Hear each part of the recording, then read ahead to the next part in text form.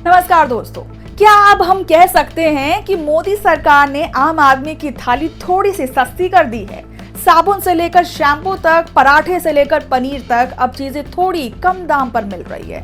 लेकिन सवाल यही उठता है कि क्या जीएसटी कटौती के बाद भारत दुनिया के सबसे सस्ते देशों में से एक बन गया है, या फिर कुछ देश अब भी हमसे आगे हैं। आज के इस वीडियो में यही समझेंगे आंकड़ों के साथ। तो 22 सितंबर 2025 से देश भर में नई जीएसटी दरें लागू हो गई। सरकार ने नवरात्रि के पहले दिन ये राहत दी है ताकि आम आदमी को सीधा फायदा मिल सके। अब आप सोच रहे होंगे कि सस्ता क्या क्या हुआ है, तो सुनिए। साबुन, shampoo, toothpaste, toothbrush, biscuit, cornflakes, paneer, दही, फ्रोजन पराठा, पैक्ड फूड, पहले इन पर 12% से 18% टैक्स था। अब ये घटकर 5% या कुछ मामलों में 0% हो गया है। फॉर एग्जाम्पल, अगर एक शैम्पू की बोतल 200 रुपए की थी तो पहले उस पर 18% टैक्स यानी कि 236 रुपए देना पड़ता था। अब सिर्फ 5% टैक्स के साथ आपको वही बोतल करीब 210 रुपए की पड़ेगी, यानी सीधे 25 रुपए का फायदा हो रहा है। अब सोचिए, अगर एक परिवार हर महीने 5,000 रुपए का किराना लाता है और उसमें से 1,000 से 1,200 रुपए इन्हीं टैक्स वाले सामानों पर खर्च कर देता है, तो जीएसटी कट के बाद 100 से 200 रुपए का इस पर मासिक बचत होगा।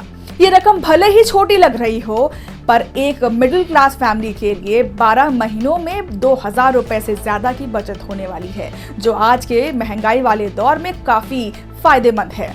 अब असली सवाल ये उठता है कि जीएसटी कट के बाद क्या भारत दुनिया का सबसे सस्ता देश बन गया है? इसका जवाब है हाँ और नहीं भी, दोनों है। एक रिपोर्ट के मुताबिक भारत अब भी किराने के सामान, खाने पीने की चीजों और रेंट के मामलों में दुनिया के सबसे किफायती देशों में से एक है। लेकिन कुछ देशों में रोजमर्रा की कुछ चीजें अब भी भारत से काफी सस्ती हैं, जैसे कि बांग्लादेश, नेपाल, वियतनाम, इंडोनेशिया, जहां लोकल प्रोडक्शन ज्यादा है और इसलिए फल, सब्जी और चावल जैसे आइटम सस्ते मिलते हैं।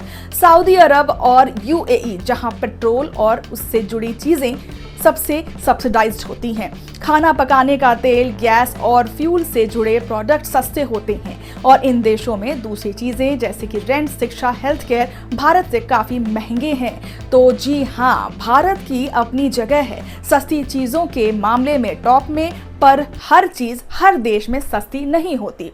जीएसटी कम हो गया, लेकिन फिर भी कुछ लोगों को लगता है कि चीजें अभी भी महंगी हैं। मैं आपको बताती हूँ आखिर ऐसा क्यों लगता है, क्योंकि जीएसटी के अलावा भी और भी कारण होते हैं। वो है ब्रांड का प्राइसिंग, पैकिंग और ट्रांसपोर्ट कॉस्ट, लोकल डीलर्स का मार्जिन और सबसे बड़ा महंगाई और डिमांड। इसलिए सिर्फ टैक्स कम होना ही काफी नहीं होता है। उत्पादन लागत और सप्लाई चेन की दिक्कतें भी दाम बढ़ा सकती हैं। तो अब आप समझ ही गए होंगे कि जीएसटी कटौती से राहत तो मिली है, लेकिन अभी भी कुछ देशों में चीजें और सस्ती हैं।